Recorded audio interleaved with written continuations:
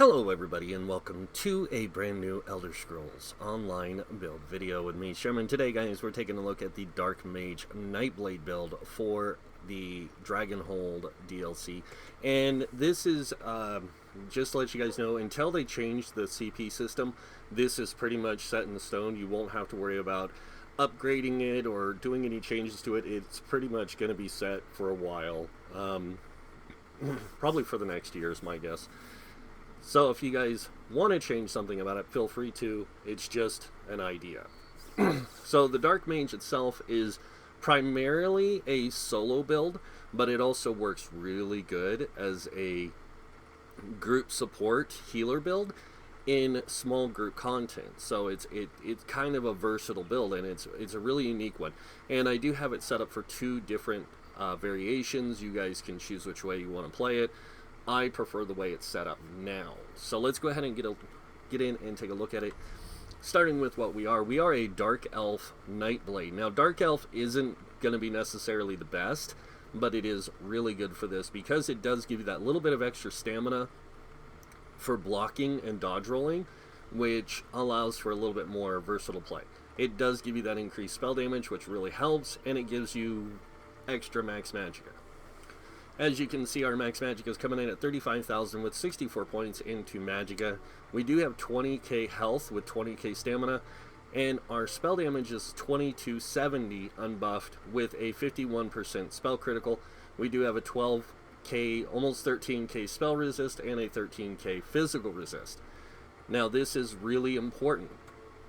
Solo playing on this build is kind of glassy, but at the same time it's very self-reliant. It takes care of itself, and you guys will see how when we get into the skills and all the gear. Alright, primarily Thief Mundus Stone is going to be the best for this, but you can use other Mundus Stones if you feel the need. We are using Tri-Stat food, of course, for solo play, and even in small group play you're going to want to use this kind of food. This is going to give you that good overall resource pools in magicka, health, and stamina. Alright, now moving on to our equipment and inventory.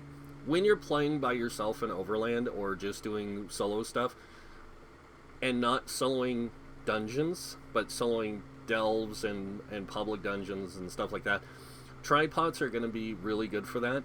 When you're doing dungeons, spell power pots, these are going to be really good for that because it's going to give you that major intellect, increasing your mag recovery. It's going to give you that major sorcery and major prophecy, increasing both spell damage and spell critical.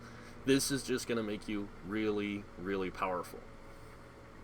Alright, now we're going to go over our sets. Starting with the monster set, we are using Shadowrend.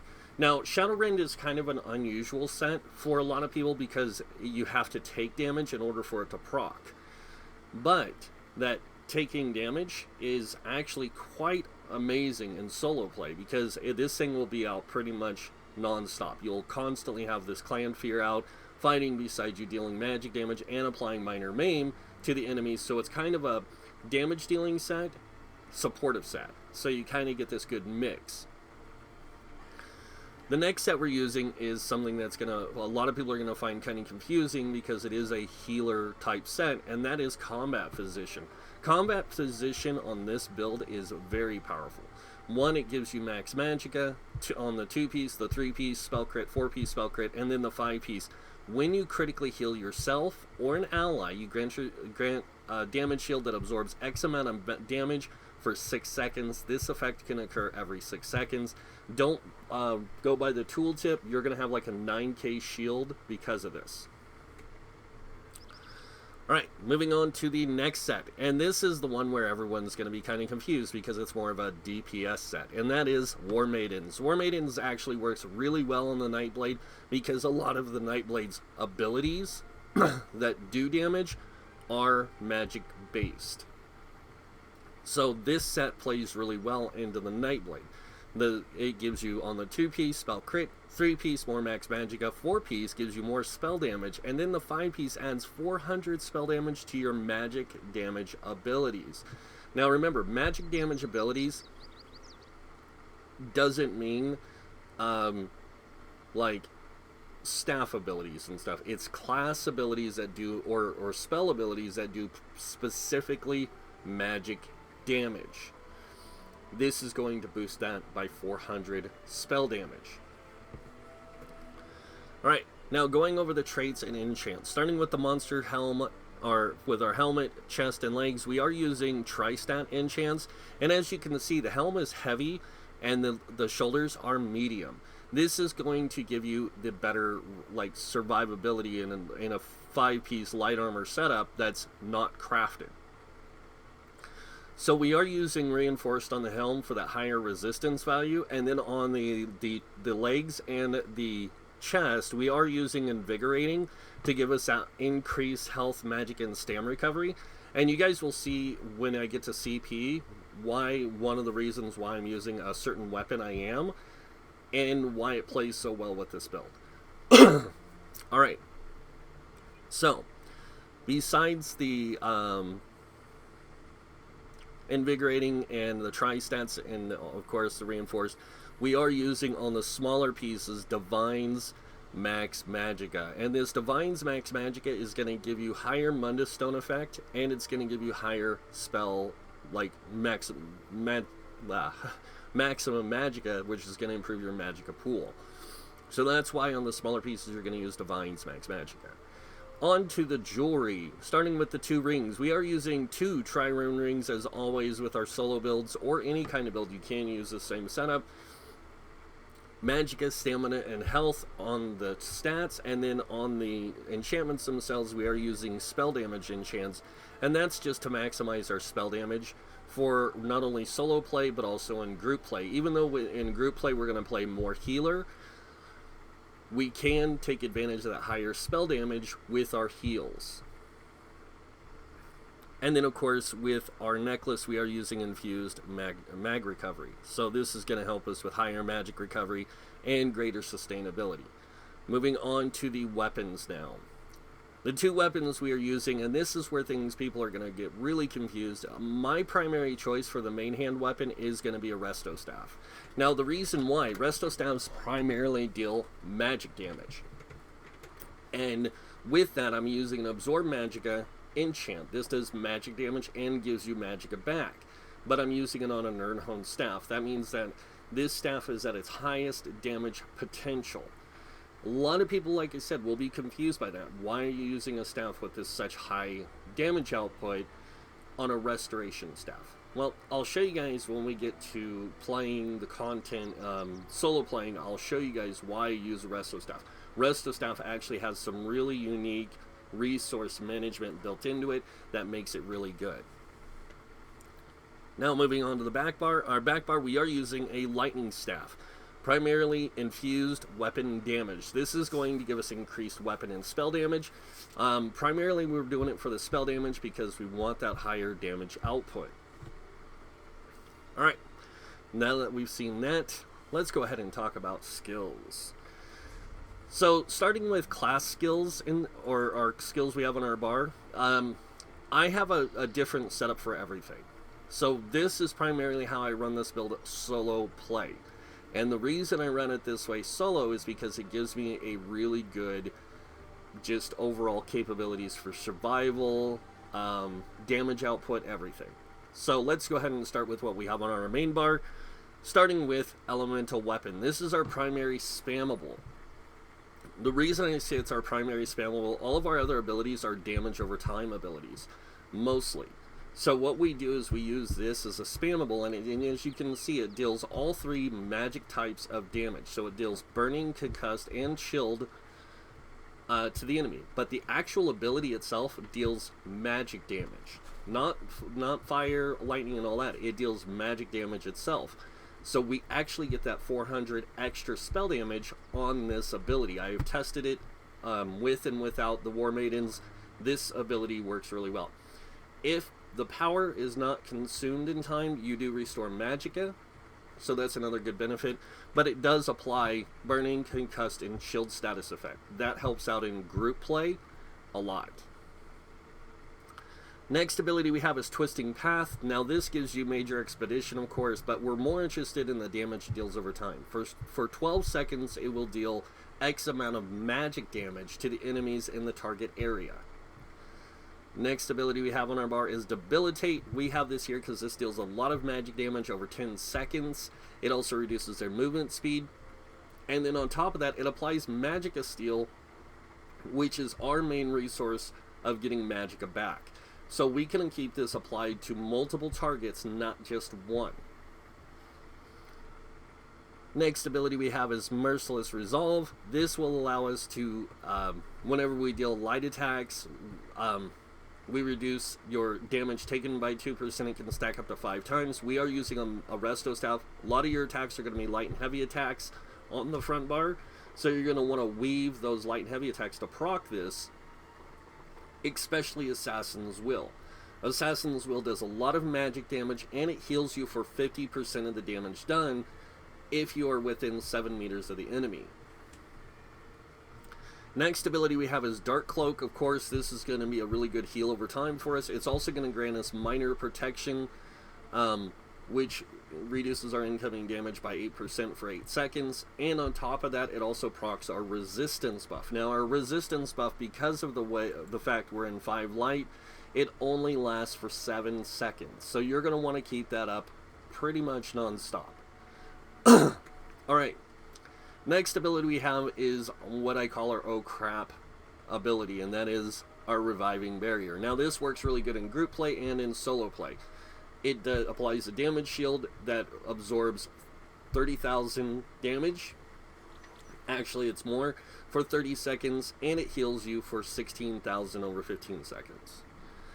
Alright, moving now on to the back bar. With our first ability on the Lightning Staff, we do have Shock Reach. This does damage up front and damage over time. Really good dot damage ability. Next ability we have is Blockade of Storms. Again, really good damage over time, and it has a greater chance of setting concussed enemies off balance. Remember our main bar? We're going to be concussing enemies, so lots of off balance there. Next ability we have is Funnel Health. This is a damage over damage ability that also heals. So it does damage and heals you and other allies. It's a very good ability to have. Next ability we have is Siphoning Attacks. This just basically gives us, anytime we deal a light attack or a heavy attack, we get Magicka and health back. And then on top of that, it'll restore Magicka to you when the effect ends. Then we have Mirage. This is just really good for boosting your resistances, and it gives you that reduced damage from area of attacks by 25%. Really good survivability skill. Last but not least, we do have Veil of Blades. Now this is a really good ability because it does reduce movement speed to enemies in the circle. It does magic damage to them every second for 18 seconds, but it grants you and your allies major protection, increasing your or reducing your damage taken by 30%, and then it's also a really good synergy.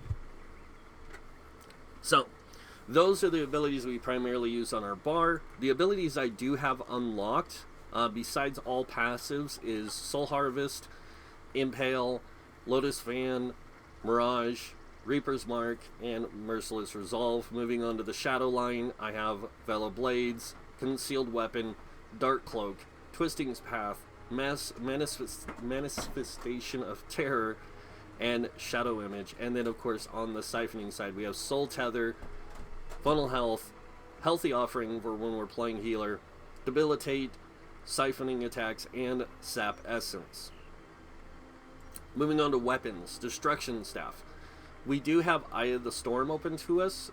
This is really good, and we do have all the Destruction Staff passives. So Eye of the Storm is a really good ability for just taking down enemies around you, but you have to have it on the back bar. Usually what I'll do with that is I'll move Veil of Blades to the front bar, this to the back bar, if I need it. We do have Crushing Shock, we have Elemental Blockade, Destructive Reach, Elemental Susceptibility. This is a really good Major Breach, Major Fracture, or Major Breach, sorry. This allows you to put that negative debuff on your enemies, and it applies, stays reapplied anytime anyone deals damage to them. Pulsar, really good AoE damage ability. And then on Restoration Staff, we do have all the abilities unlocked here as well. We have Light's Champion. This is a really good buff and heal. We have Healing Springs, really great heal, and it gives Magicka back. And then we have Radiating Regeneration, Combat Prayer, Healing Ward. Now, Healing Ward is what I use for group play, but you can use the other one too. And then we have Siphon the Spirit, which is a really good way to put Minor Lifesteal and Magicka Steal on enemies, and it's an instant cast, guys. And then we have all the passives. Moving on to Armor, Light Armor, all the passives. Make sure you get those. And then Harness Magicka is the ability I like to use when I'm playing in a group. Even though I will be putting shields on other people, I can put a shield on myself that gives me Magicka back whenever I take damage. Medium Armor, top 2, bottom 1, and then Heavy Armor, you're going to take the top 3. Now, moving on to World Skills, Soul Magic. Shatter Soul is a really good damage over time ability, like Ultimate, and I do like to use this sometimes on the front bar instead of Reviving Barrier. Consuming Trap is another one I like to use for resource management when I'm in an open world. And then, of course, we have the Fighters Guild, Ultimate, Flawless Dawnbreaker, we have Silver Leash, Ring of Preservation, Evil Hunter, and Barb Trap, for if we need extra damage or a pull or protection, or if we want extra weapon crit for some of these other abilities. Mage's Guild, we do have Shooting Star, Inner Light, Degeneration, Scalding Ruin, and Balance. Balance, if you're going to play tank, this is going to be your best bet for resistances, because it does give you Major Ward and Major Resolve for 30 seconds at the sacrifice of some health in exchange for Magicka. So this is just a really good, like, defensive buff. Psijic Order, Precognition, Time Freeze, Elemental Weapon, Race Against Time, Men's Spirit, and Deep Thoughts. Moving on to Undaunted, I do have Sanguine Altar, Tangled Webs, Inner Rage for taunting, Bone Search for if I need an extra shield while tanking, and Mystic Orb for when I want to play with giving some resources to allies. Alliance War, Warhorn, Vigor, and Caltrops, and then of course support skills, Reviving Barrier, Efficient Purge, and Stalwart Guard. Moving on to racials, we are a Dark Elf. We do get Dynamic, which increases our magic and stamina by 1875. We get the Flame Resist, which gives us flame resistance and burn immunity. So, burning status effect we are immune to. Fire damage itself, like if we get hit by an ability that says flame damage, the resistance does help, but it applies to your magic resist. And then of course down here in Alchemy, we have Medicinal Use and Provisioning, Gourmand, and Connoisseur. I also did forget one here on the Dark Elf, which is the Ruination, which gives you increased weapon and spell damage by 258.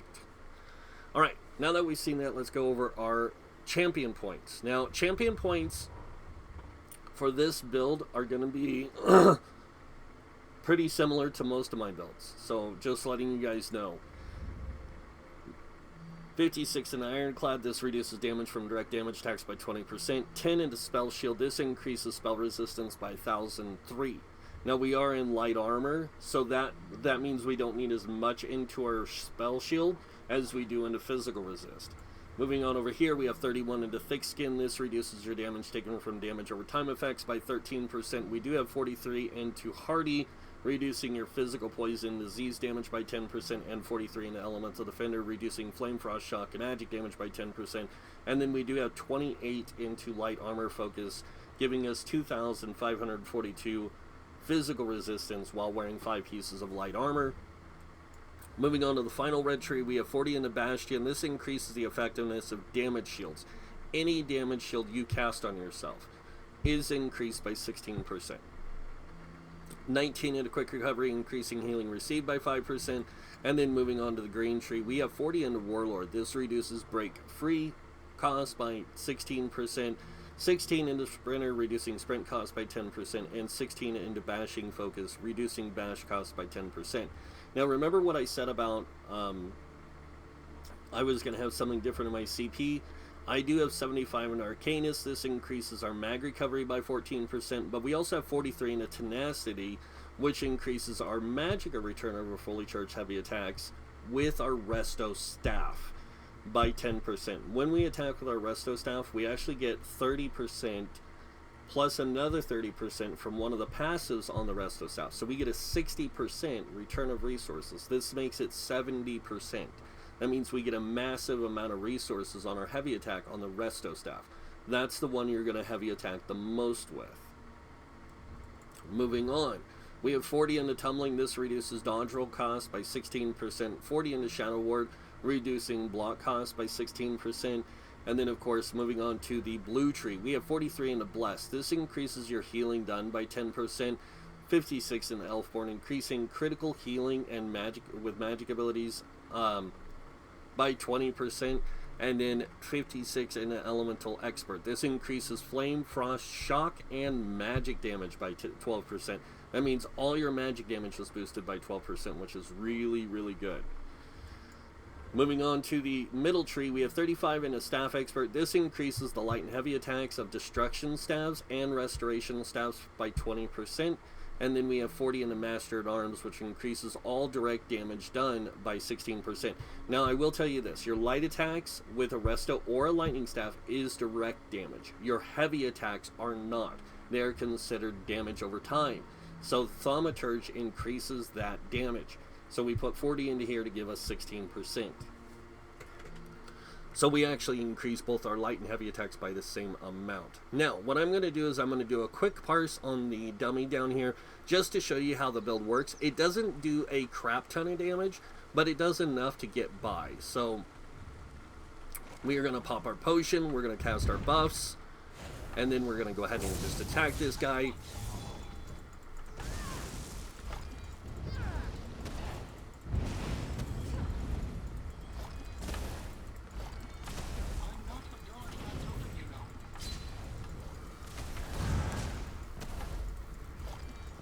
And as you can see, we do about 20k DPS. I have gotten this up higher, but that's a really good amount of damage to do to an enemy. The other nice thing is because we have the Psijic Order ability slotted, whenever we block, we do get a 5.8k shield.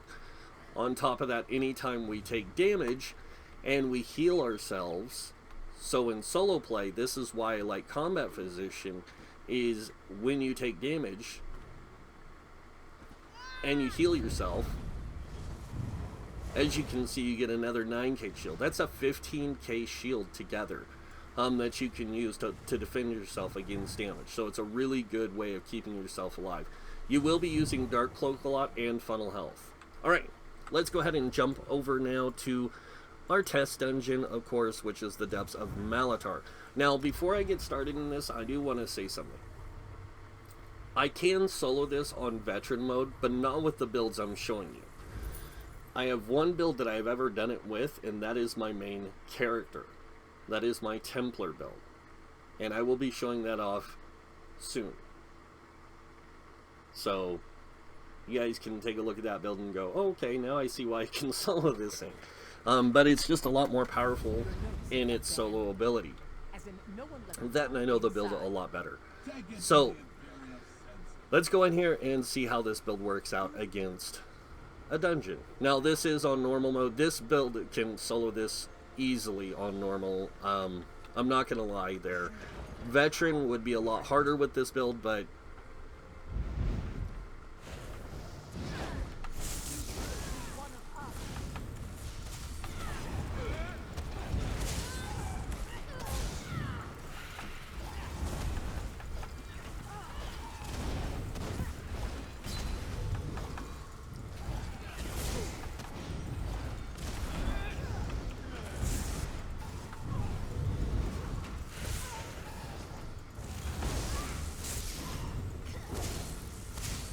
okay, now remember what I said about heavy attacking on the Resto Staff?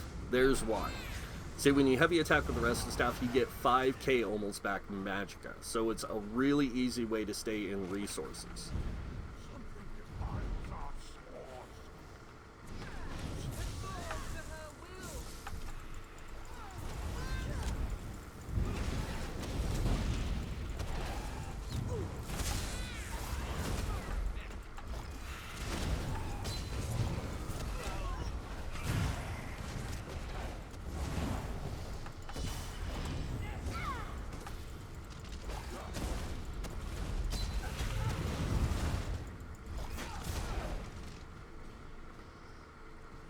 Alright, now let's go in here and we're going to face the big boss.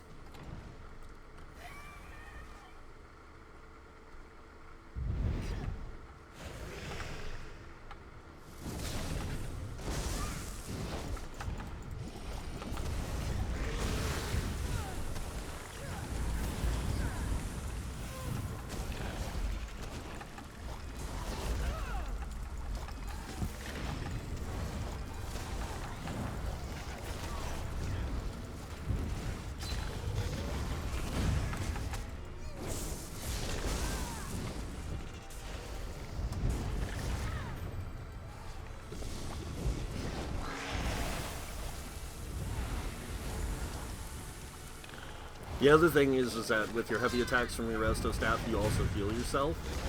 So that's really good too for solo play.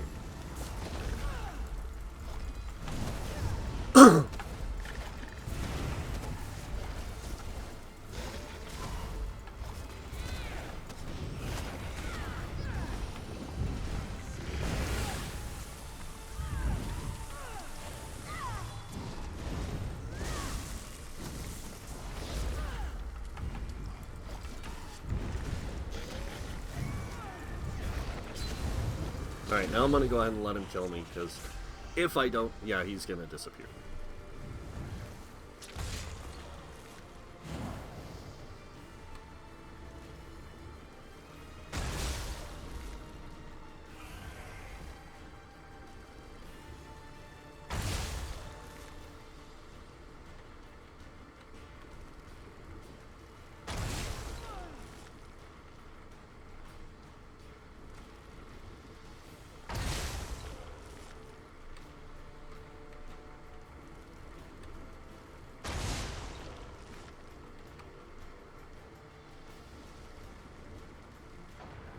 Alright.